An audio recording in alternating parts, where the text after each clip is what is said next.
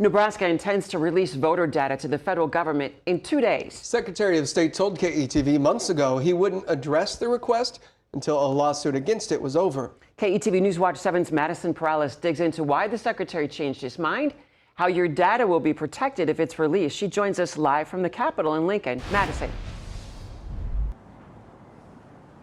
Yeah, Julie, the Secretary of State, Bob Evnen, says the data the DOJ is requesting is to determine compliance with the Help America Vote Act and the National Voter Registration Act.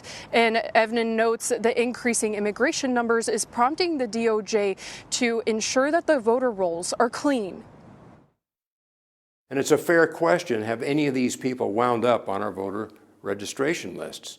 The Department of Justice tells KETV the request is to, quote, ensure that states have proper voter registration procedures and programs to maintain clean voter rolls containing only eligible voters in federal elections. Common Cause's Executive Director Gavin Geis calls it a federal overreach. From our perspective, we shouldn't have to wait until Nebraskans experience harm. The group is appealing the court's decision to dismiss the lawsuit. They didn't decide whether or not the Secretary of State could release the data.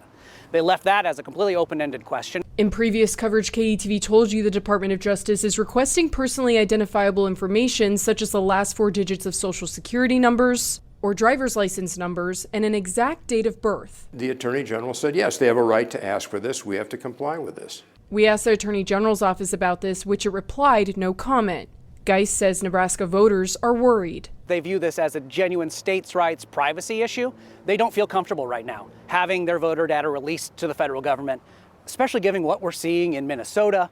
University of Nebraska-Lincoln cybersecurity expert says this database will be protected like how the country's military data is protected. I'm confident they have the system to protect all the data they are taking, and I hope they use their system to protect it. His big question is how the data is provided, saying the safest ways are hand-delivering a disk with the information, or do they have some kind of a secured VPN or some kind of a tunnel network to transfer it rather without getting sniffed on the way? The Department of Justice gave assurances that they would follow privacy statutes.